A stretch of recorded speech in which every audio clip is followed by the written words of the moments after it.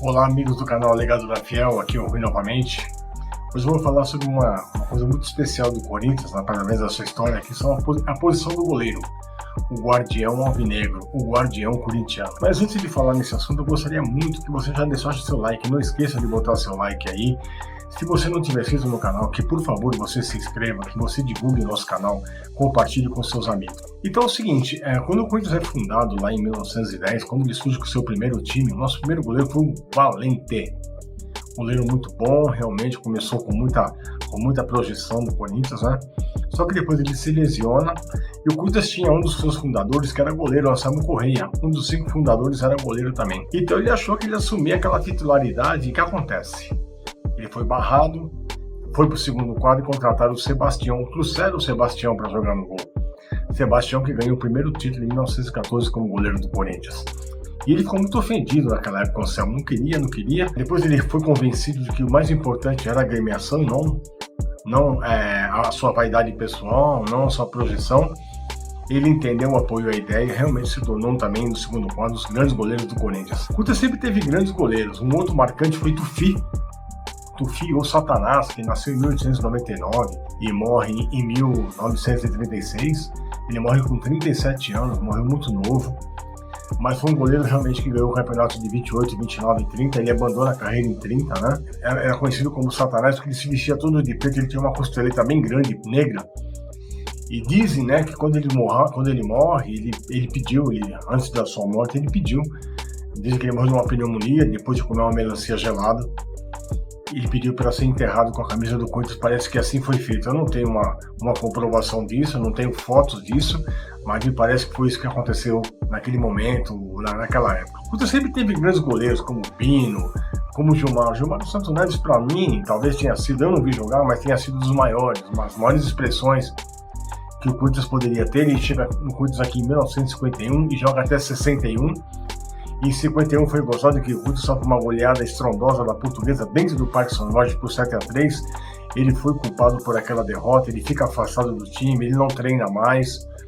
O Cabeção assume, né, o seu Luiz Moraes, ele assume o gol, ele tinha vindo do Maria Zélia, também se torna um dos grandes goleiros do Corinthians, mas Gilmar depois reassume a sua posição em 52, é bicampeão em 52, aí ele ganha o Campeonato Paulista de 54, o Rio São Paulo de 54, o Charles Miller de 55, realmente se tornou, volta a ser o grande goleiro que sempre foi. Quando ele ganha o seu primeiro título mundial pela seleção em 58, ele era goleiro do Corinthians e fica até 1961, quando vai defender o Santos, se torna o grande Santos de Pelé.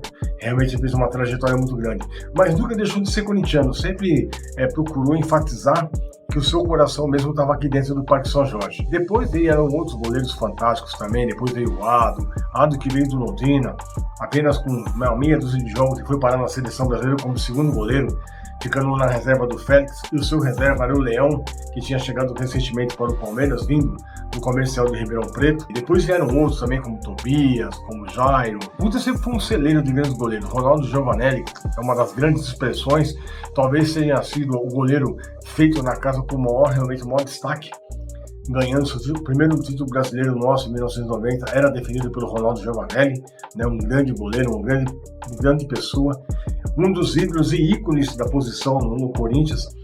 Aí vieram o Cássio realmente ele virou uma celebridade, né? Hoje ele é o segundo jogador com o maior número de jogos pelo Corinthians, é um dos jogadores que mais títulos ganhou com a camisa do Corinthians.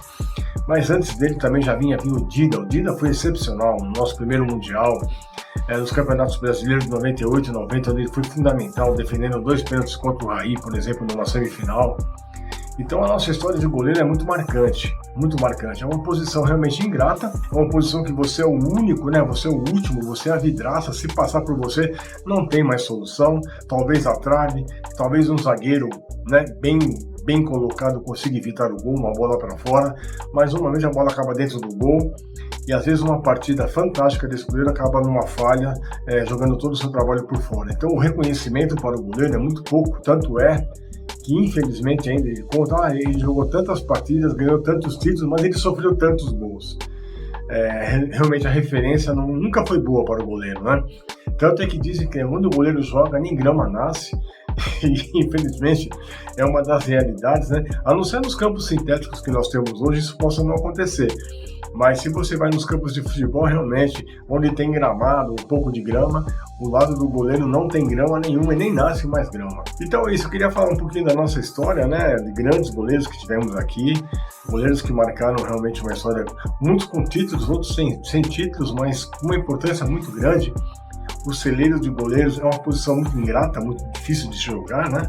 Muita gente quer jogar, mas depende do fator sorte, depende do fator competência, coragem, determinação, treino, muito treino. Hoje o goleiro talvez é o jogador que mais treine entre os outros demais jogadores da posição.